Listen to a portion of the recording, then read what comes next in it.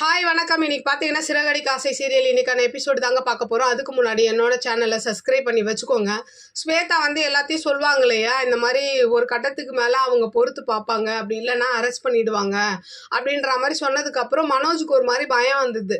அப்போ கூட முத்து என்ன சொல்கிறாருன்னா, இதெல்லாம் அவன் கேட்க மாட்டான்ப்பா அப்படின்ற மாதிரி, வாங்க நம்ம சாப்பிட போயிடலாம் அப்படின்ற மாதிரி எல்லாரும் சாப்பிட போயிடுவாங்க. அப்போது மனோஜ் பார்த்தீங்கன்னா இதெல்லாம் நினச்சி பார்க்குறாரு. அவங்க வந்து போராட்டம் பண்ணுற மாதிரி, அவங்க அம்மாவை கைது பண்ணுற மாதிரிலாம் நினச்சி பார்த்துட்டு எங்கள் அம்மா ஒன்றும் பண்ணாதீங்கன்ற மாதிரி புலம்ப ஆரம்பிச்சோன்னே, அப்போ முத்துவும் மீனா எல்லாரும் வந்து சரி அப்போவா வந்து பேசவா அப்படின்னு சொன்னோன்னே, இப்போ இவரே வந்துடுறாரு. நான் வந்து அந்த அசோசியேட் மேடம் கிட்ட வந்து பேசுகிறேன், என்னை கூட்டு போன்ற மாதிரி மனோஜ் வாயாலே சொல்ல வச்சிடுறாங்க. அப்புறம் போய் அந்த மேடமை பார்த்து பேச ஆரம்பிக்கிறாங்க. அப்போ ஆரம்பத்தில் வந்து அவங்க வந்து இவங்க பேசுறதை ஏற்றுக்கல. அதுக்கப்புறம் மனோஜ் வந்து உண்மையை சொன்னதுக்கப்புறம் எல்லாத்தையும் புரிஞ்சுக்கிறாங்க. அந்த மாதிரி ரோகிணிக்கு கல்யாணம் ஆனது, குழந்தை பிறந்தது வந்து ரோகிணி சொல்லியிருக்க மாட்டாங்க. அதை மனோஜ் சொன்னதுக்கப்புறம் இவங்களுக்கு சப்போர்ட் பண்ணுவாங்க. அப்போ ரோகிணியே வந்துடுவாங்க அந்த இடத்துல.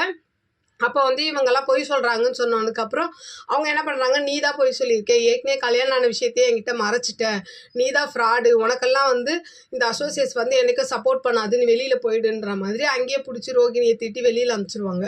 அப்படியே அடுத்த சீன் பார்த்தீங்கன்னா, அண்ணாமலை வந்து ரொம்ப டென்ஷனாக நடந்திருப்பாரு. ஏன்னா முத்துவும் மீனாவும் மனோஜை கூப்பிட்டு போயிருக்காங்கல்ல.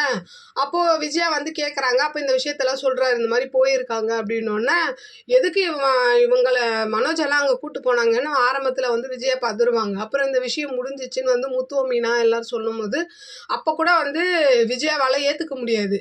என் பையன்தான் காரணம், மனோஜ் தான் திறமையாக பேசி இதை முடிச்சிருக்கான்ற மாதிரி அவங்க அவனை பற்றி தான் வியர்வாக பேசுவாங்க. அப்புறம் அடுத்த சீன் பார்த்தீங்கன்னா, மனோஜை கூப்பிட்டு வச்சு விஜயா வான் பண்ணுறாங்க. இனிமேல் அவள் கூப்பிட்டா கொண்டா நீ போகக்கூடாது, பேசக்கூடாதுன்னு சொல்லுவாங்க. அப்படியே அடுத்த சீன் பார்த்தீங்கன்னா, அங்கேருந்து அந்த ரோகிணி வந்து கோமா ரூம்குள்ளே உட்காந்துருக்காங்க. அப்போ அவங்க அம்மா போய் விசாரிக்கிறாங்க என்ன ஆச்சுன்னு.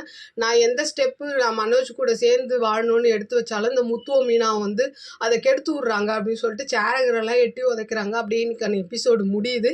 பார்க்கலாம் நாளைக்கு என்ன நடக்குதுன்னு. ஏன்னா இதுக்கப்புறமும் அவங்க திட்டம் போடுவாங்களா, இல்லை அதை முத்துவும் மீனாவும் முறையடிப்பாங்களா? உங்களோட கருத்துக்களை என்னோட கமெண்ட் பாக்ஸில் சொல்லுங்கள். என்னோட சேனல் பிடிச்சிருந்தா லைக் பண்ணுங்கள், ஷேர் பண்ணுங்கள், கமெண்ட் பண்ணுங்கள். என்னோட சேனலை சப்ஸ்கிரைப் பண்ணி சப்போர்ட் பண்ணுங்கள். நன்றி, வணக்கம், பாய்.